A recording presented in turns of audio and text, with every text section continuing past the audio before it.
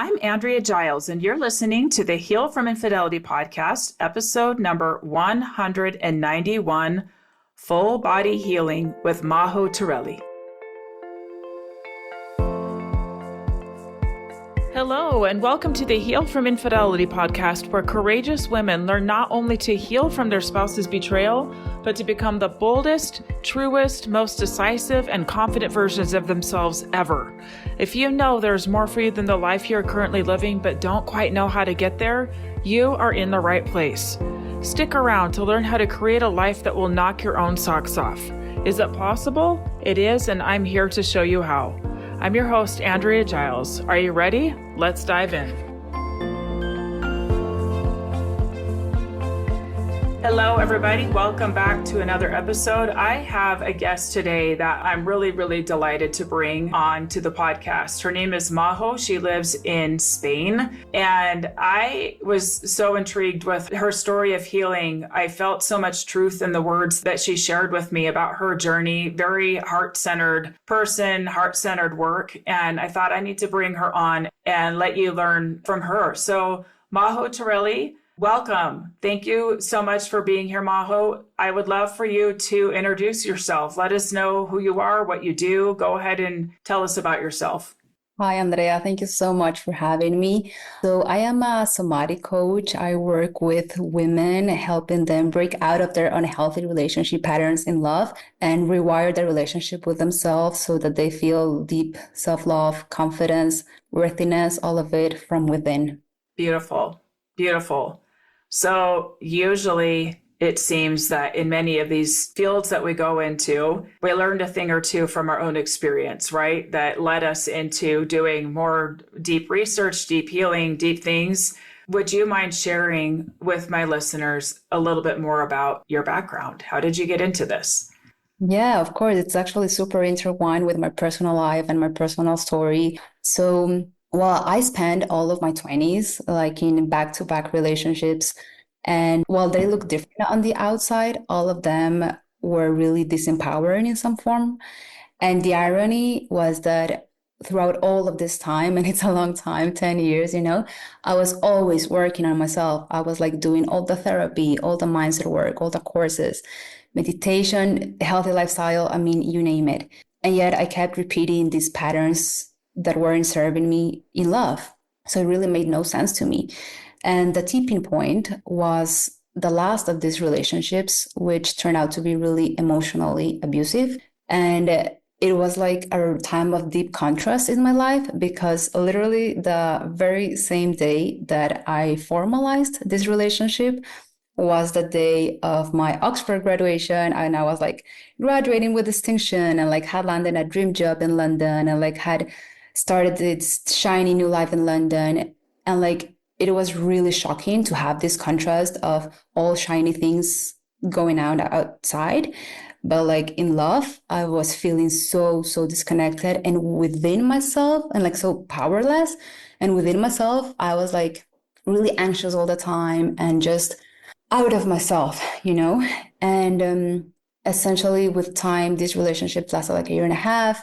And post breakup, I started regaining the pieces of myself. I regained my financial freedom because he had like managed that side, and I started just regaining my sense of self bit by bit, and followed a gut instinct because while I was in that relationship, he didn't allow me to like join this course that I was interested in. So as soon as we broke up, it was like, okay, I'm doing this.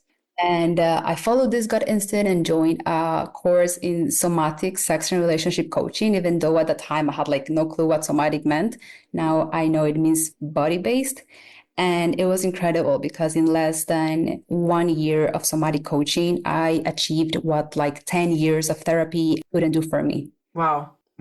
Yeah. Finally broke patterns in love, like changed my whole life. And most importantly, like just rewired my relationship with myself. And for the first time in my life, felt self-love and self-worth in my body. That's what I now help women do. Amazing.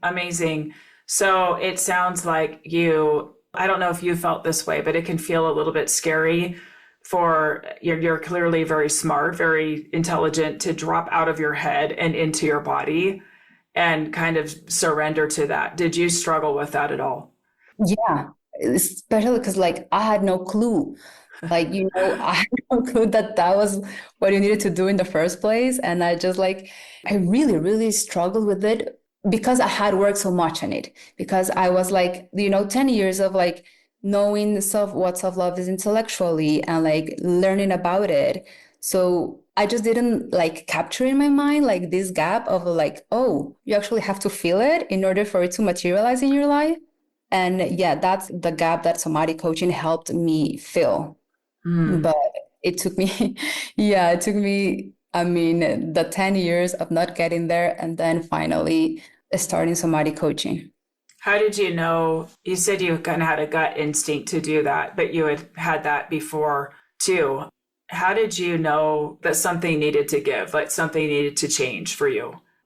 Yeah, I think the way I felt inside, like even though I tried it, like even though I was always working on myself, I always felt like this lingering anxiety. There was nothing that worked for me, like literally nothing. And it was really exasperating because like I did a lot of things and yet I always kept on like getting to the point, like maybe there's something wrong with me. If it's not working like with any man and like if I end up in these very, very bad situations, I mean, it has to be me, you Mm. know? Yep. And yeah, after we broke up, I mean, after this started to crumble, and thank God it crumbled, it was like I was in a really, really low point. And that was just like I realized, okay, I'm making myself really small. And Mm. think I don't think this is just me. There must be something else that I'm not tapping into yet. Yep. Yep. I love it. Because how easily we blame ourselves as if there's something wrong with us when it really is a matter of just giving our body what it Yeah, needs, right? yeah, Yeah. Okay. So you mentioned your own path of graduating from Oxford, obviously very intelligent, and you help other intelligent women with this process too. And I'm wondering if you could share, what do you think the difference is between you mentioned that you had the cognitive understanding of self-worth, like you knew it, you could probably rattle it off. It means this and it means this, but you felt different. Can you share about your experience with this and why you think this is a kind of can be like a plague for really high achieving women? The yeah. difference between intellectually understanding something and actually experiencing it in their body.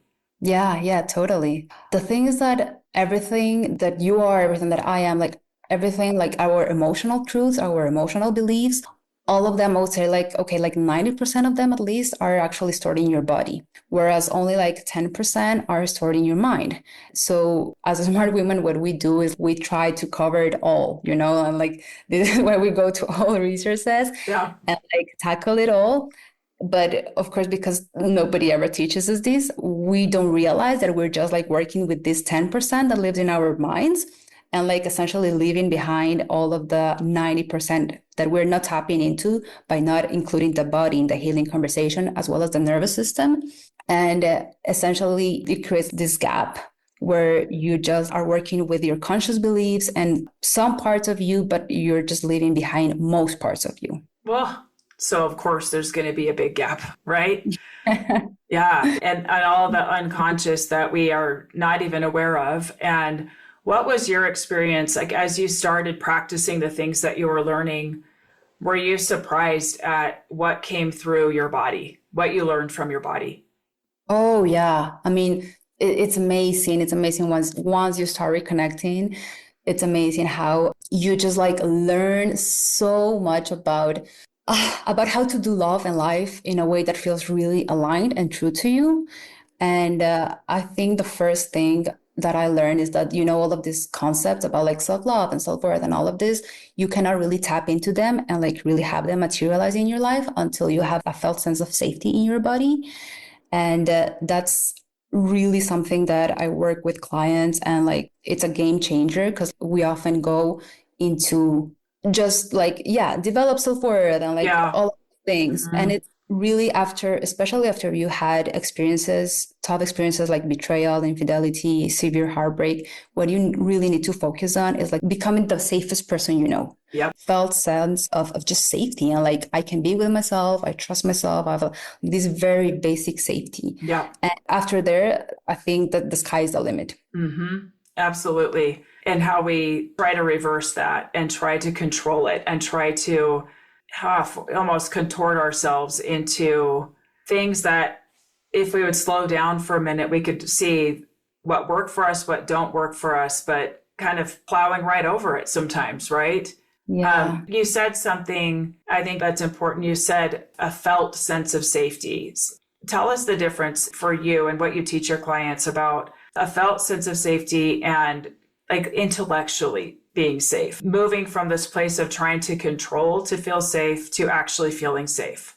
Yeah, that's a great question. And the thing is that there's no way, like, I don't think that's even a thing, like there's no intellectual safety as such. Like the only way to be in that state of safety is to somatically access it. Like the only way, like if you picture like a ladder on a pool, that's how I like to see the nervous system, like your state, and if you're up touching the sky, you're like happy and joyful and all of this, but you're like, if you're just above the water, you're like in a neutral state and it's all good, and you can like be safe in any of those situations. But if you're like underwater in the ladder, then you're essentially just like drowning. Yeah. And what you need in that place is fresh air and like to come up. And that's the thing, is that when you are drowning, there's no way you can intellectually tell your body like, Stop drowning. Yeah. yeah, Yeah. exactly. Yeah. Yeah. So like very, in a very literal sense, you need to just learn, first of all, to identify your own nervous system Yeah. responses Mm-hmm. and work with them and create like your mini toolkit. And this is something I help women do as well, so that you can regulate yourself and you can know your own nervous system. Mm-hmm. Like speak its language, so that you create this felt sense of safety for yourself. Because yeah, I don't think there's such a thing as, I mean, you work cognitively with it in terms of I understand what it is, but ultimately you access it somatically. And where do you think that the balance can shift? I'm curious your thoughts on this from, consciously trying to run the whole show and that just avoid looking at it, avoid the healing, things like that, or avoid going deeper into the body. But when you start learning this, some of the things that I try to work with my clients with is using their conscious mind to kind of lead that, like your analogy of the pool, to kind of lead that part. Like, okay, this is what's going on. I got you. This is what we need right now. Tell me your process, your thoughts on that, and then how you kind of see that process of, instead of I'm here and I'm drowning, how can they kind of get that cognitive brain online to help to throw a floaty into the pool, right? Floaty. Yeah. Yeah, I love that question. And what comes to mind is, this is maybe one of like the simplest and one of my favorite somatic tools, and like how you can throw the floaty. So, you've probably heard, sit with your feelings. And we always say that, like, sit with your feelings. Yeah. And how I like to take this deeper is, yeah, sure, sit with your feelings and enter sort of like a meditative state where your mind goes, okay, I feel a tightness in my throat. And then you like literally speak to it and you go like, okay, tightness in my throat. I see you there, or I hear you. And then you just wait for it, and it will give you a response in either like another sensation or like an image or like a color. And then you go like, oh yeah, I hear that. And you can even ask it questions like, what is it that you're wanting from me? What is it that you're not wanting from me? And you like literally are, you're using your cognitive side to hold a conversation with your different body parts.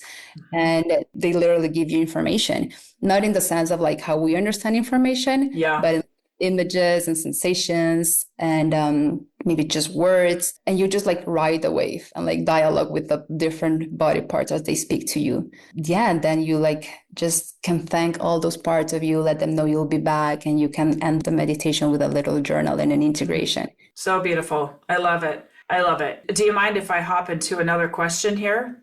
Great. Okay. So in my world with lots of people who have experienced, everybody, it's all infidelity, right? Some kind of deception, some kind of betrayal. They will hear the words that they need to forgive and move on, let it go. Sometimes they're hearing it from their spouses. Sometimes they're hearing it from well-meaning friends, family, like, come on, it's been long enough. When are you going to let this go, right? And I'm curious your thoughts on that. It doesn't work to have somebody tell you you need to forgive, right? But I'm wondering what you think about that. Like, how do you help your clients in this space to just get to a place of peace? Yeah, absolutely. Having been there, I totally get it. And the thing is that when you tell someone like forgive and forget, you're like, again, like speaking to their mind. And a good analogy for this is like if you were to tie down like a tiger mama and like attack her cubs, and she cannot defend them. So this is the same like obstacle, this is the same like energy that gets stuck in your body when you were in an abusive situation or in some sort of situation that really hurt you and where like you didn't have the space and the time to defend yourself. Not energy that you can just forgive and forget mentally. It's energy that actually needs to complete the cycle. So I love, I can also share quickly a somatic tool for that if that would be helpful. Yeah, tell me, that would be great, but tell us more about completing this cycle. Tell us more about that. Yeah, of course. So essentially, all of it is life energy, and we tend to think of anger and rage as like something that you need to neutralize and something that you need to just like temper down. But in reality, it's just energy. It's just emotion that if you actually don't, and completing the cycle just means like letting it move through your body entirely. And there are many, many ways to do this. But when you don't, it's energy that gets trapped in your body. So you then get physically ill or because it has to somehow get Yep. complete. So Mm-hmm. your body will do it for you if you don't do it for you. So if you're just like in your mind being like, yeah, I'll forgive and I'll do my best to forgive and forget, you will still have this like sense of I didn't protect myself back then, I couldn't defend myself back then, and those are just like energy blockages inside of you that will do you harm. So, yeah, I'd love to hear the somatic tool that you mentioned. How do you move that through fully? Yeah, so this is one I adapted from Seth Lyon, giving credit. He's a somatic trauma specialist, and it's a really efficient tool. Essentially, you go to a safe space, enter a meditative state, and you bring to mind the person that hurt you. And first, you picture them as like in their purest form, let's say, like in their purest form, connected to source energy, like if they were like a baby, if that works Yeah. for you. Mm-hmm. And like see them floating outside of you in the universe. And then you picture the version of them that really, really hurt you, like living inside of you, because that's how it is at the end of the day. And then you just like move back and forth visually between the two versions.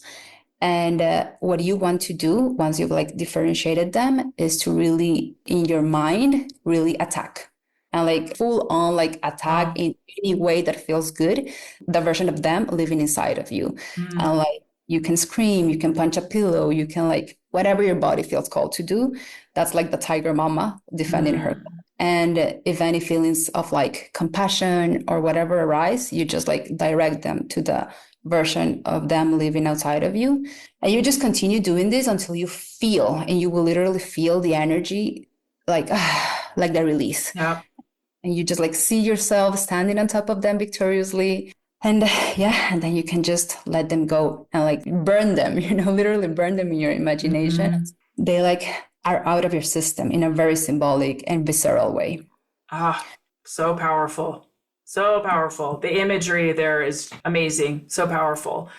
First of all, I'm thinking about the problems we have in society in thinking that we need to be soft and we need to be all of those things. And I think just that analogy of the baby cubs and going, no, no, right? Like mama bear and letting ourselves be the mama bear for ourselves, Yeah, right? exactly. Yeah, For your like no. Yes, that's so powerful. Follow-up question to that, okay?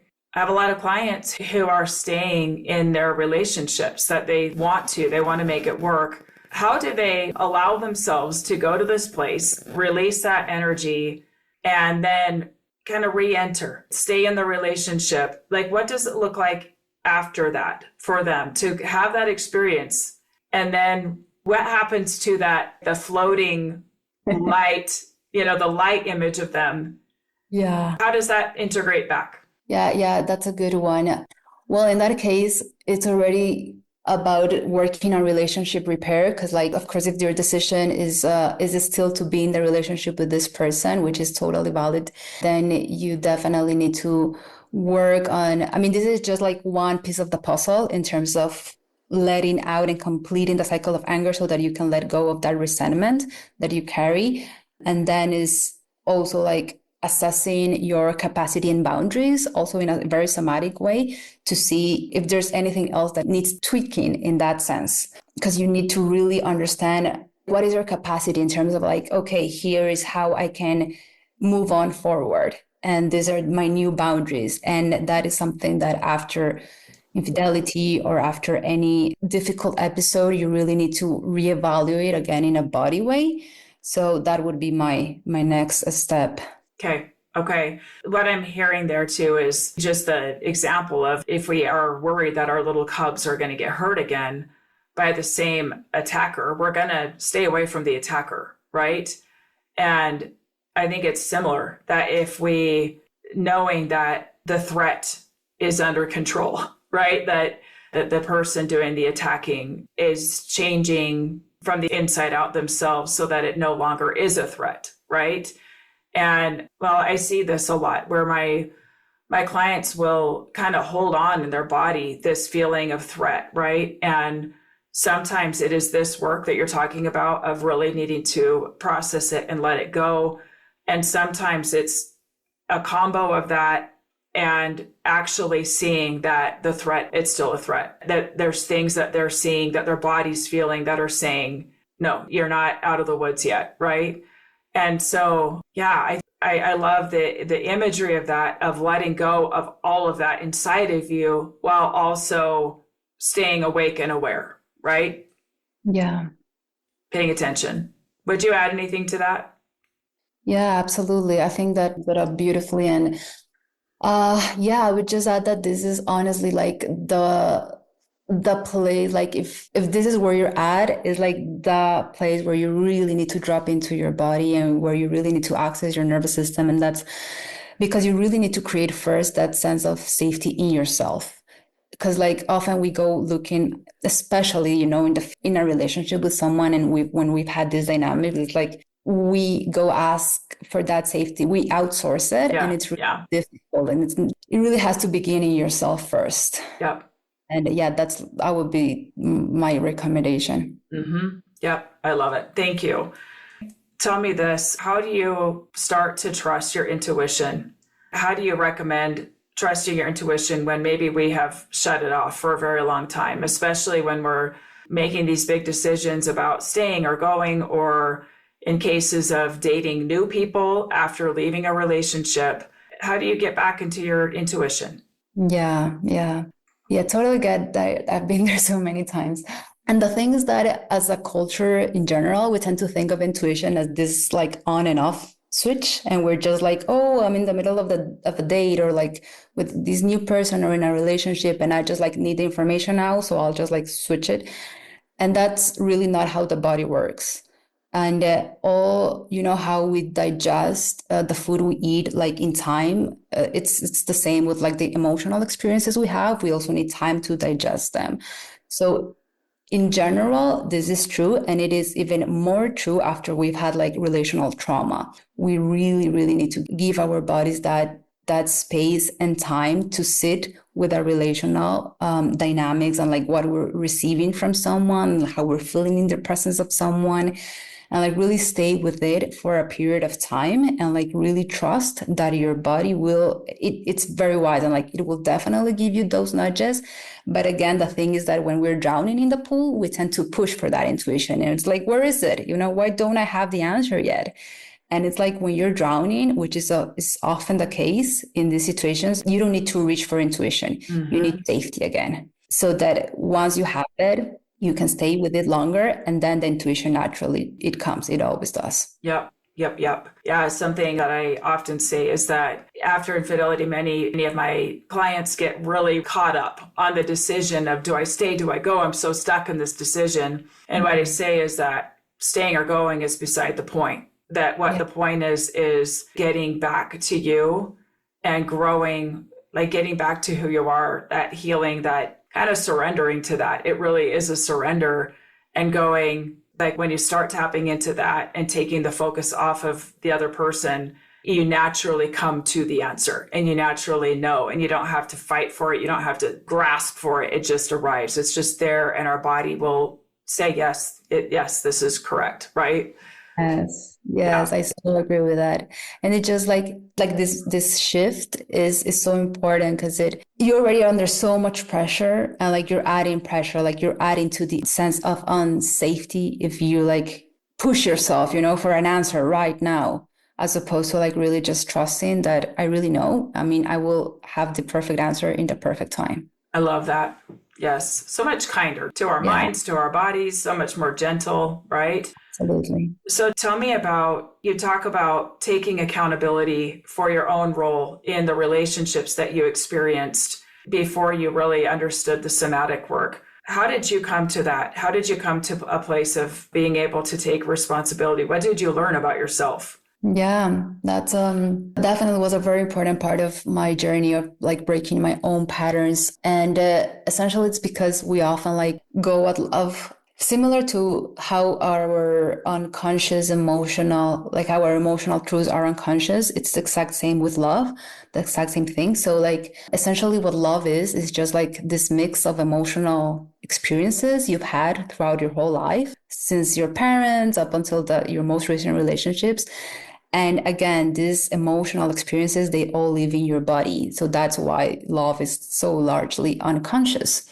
And that's why your choices are largely unconscious as well. So we often go like, these are the traits that I like in someone, or like, this is what this is what I go for. And yet that's often not how it works, right? Yeah. Just because, again, the information is unconscious. So what I started doing is what I call desire mapping, and like instead of thinking it in a very like mental way and like mental characteristics, like really getting into the feelings of what it is that you usually go for and that you usually are attracted to, in a very honest and in a very non-shamey way, because it's very often the case that our core wounds are also our core desires. That's just our minds being brilliant and our nervous systems being really good at healing, actually, at looking towards healing. And just getting very honest in this like journey of desire mapping and seeing like, oh, maybe I am attracted to controlling men. Maybe Mm-hmm. I am attracted to men who abandon me. Because once you like see it, really, you can't unsee it, but you need to see it on a somatic level. Mm-hmm. And what changes when we see it? Everything. Like it's everything in the sense that it's not like automatic, it's not like, okay, that will never happen again. I mean, of course, it takes time, and like you might attract like remnants of those type of dynamics, and like maybe similar people can still show up in your life, but it really changes how you respond and how you Mm-hmm. yourself in those situations, and how you're better equipped to not only handle them, but just like to identify them in the first place, and just like how you are not reacting anymore from this unconscious place of like an autopilot. Mm-hmm. Yep. For me, in doing my own work around this, leaving a marriage, and just some of the work I've done, even in the past 10 years or so, it's in recognizing how I had an unconscious belief that I needed like a protector, like I needed somebody that could offer some kind of protection, almost like a child, almost like I was almost like a child that needed somebody to look out for me. And, I've done so much work around this to understand where that came from. And it makes perfect sense, right? It makes perfect sense when I look at my life and the things that have happened in my life. It like, yeah, totally makes logical sense. But I've done that work to really feel that, and to feel that little girl who just wants someone to take care of her, and to tell her she's okay and tell her she's good and things like that. And now it's been so wonderful and so healing to go, oh, I actually can take care of myself and give myself that. And then I can welcome people in who want to join me here, but I don't need it from them for me to feel okay. Right? Yeah, yeah, yeah, absolutely. Yeah. It's quite liberating, right? When we can spot the story, spot it, and then decide what we want to do with it. It is liberating, yeah, because it's just like that switch from like unconsciously doing things to just like because you will still have, I mean, this is something that I like to tell women, like you might still have challenging things, like in terms of what you're attracted to or what you desire, but that's Yep. still very normal, and that's still something like it's not about shaming that, and it's not about repressing that. It's really about just resurfacing it. Because Mm-hmm. once it's surface, it's like you integrate it and you just work with it. Just Yep. like you work with your inner child and you give a lot of love, you need to give all your parts love, even the challenging ones and the ones that, might still be attracted towards certain dynamics. Yep. Exactly. Exactly. Slowing that all down and seeing what's there. Yeah.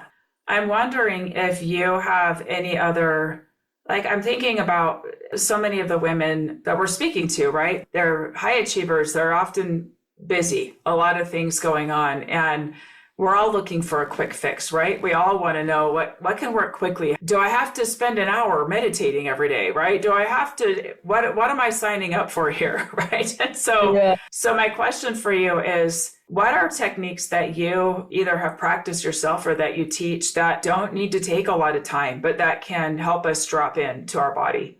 Yeah, I think yeah, I really dislike sit for an hour and meditate. Me And too.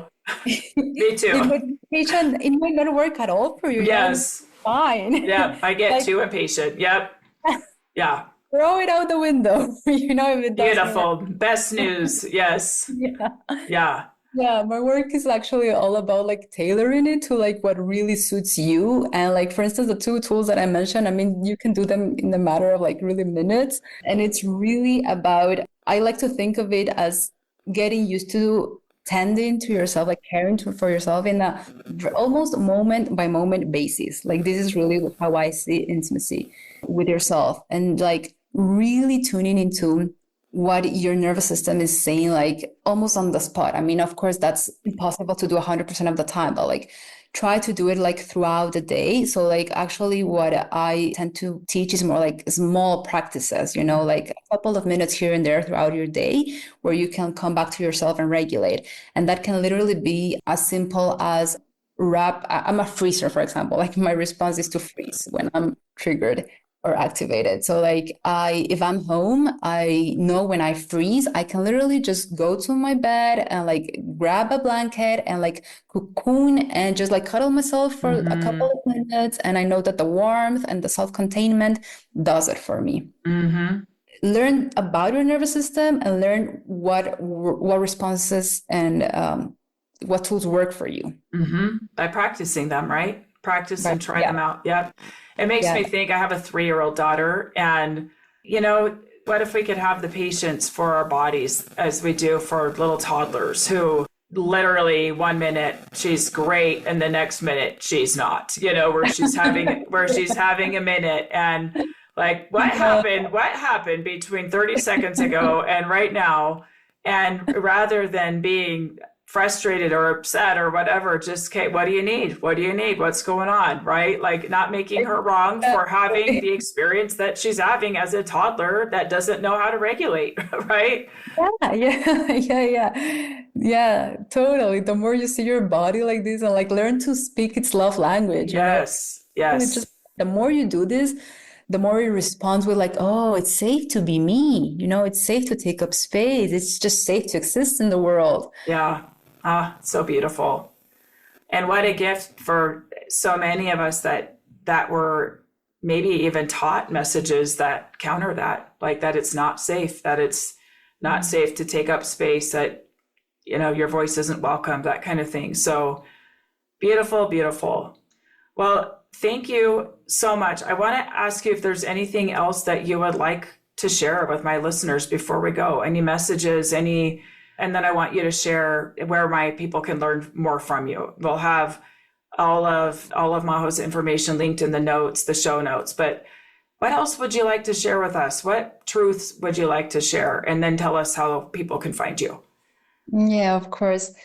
I think and this is very much linked to what you were saying about like the messages we receive. And I think, especially after we've been like through infidelity and like heartbreak and like these very heavy traumatic experiences, there's a lot of, why am I not there yet? Why haven't I Yes. healed? And like, why? And like, we beat ourselves up.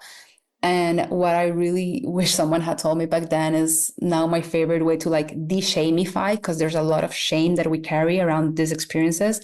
And just like literally just sit with your body and like tell yourself in the kindest way possible, like, wow, it makes so much sense that you are responding in this way after everything you've been through. That makes like so much sense. And this like little way to de-shamify is so powerful. And I would just add to that, like, if really you feel like you've been on a healing journey forever and it cannot figure it out why you're not there yet, it's very likely that like the missing piece in that journey is your body and your Yeah. nervous system, and it Yep. wants to be integrated into that conversation. Yep. And there's no shortcut, right? There's no way around it. There's no Yeah. way around it. There's no intellectual anything that will solve for going and being with our body, letting our Yeah. body speak, letting our body heal, right? Right. Absolutely. Beautiful, beautiful, beautiful. Thank you so much for that. How can people learn more from you? Thank you, Andrea. So I'm on Instagram at She's Embodied, and my website is also she'sembodied.com. I love it. Beautiful, beautiful. Okay, we'll have that in the notes. And thank you so much. Beautiful conversation. Thank you for sharing your story. I think so many of my listeners are going to resonate with, the whole thing of like, what is wrong? Like, what's wrong with me? Right. And then going, nothing's wrong with you. Nothing Exactly. at all. You're not broken. You just didn't have the tools, right? You didn't know. And now I'm so grateful to live in this time where we have so much more access to these things that help us actually heal, right?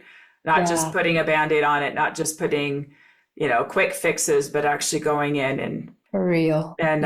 giving ourselves that gift. So thank you so much for being here. And I know everybody will love hearing from you. Thank you for having me. It's been my pleasure. Thank you for listening to the Heal from Infidelity podcast. If you would like to be kept in the know about upcoming free classes, new podcast episodes, and other ways of working with me, go subscribe to my weekly email. You can subscribe at AndreaGiles.com/lies-about-infidelity/. Again, it's AndreaGiles.com/lies-about-infidelity/. I will see you next time.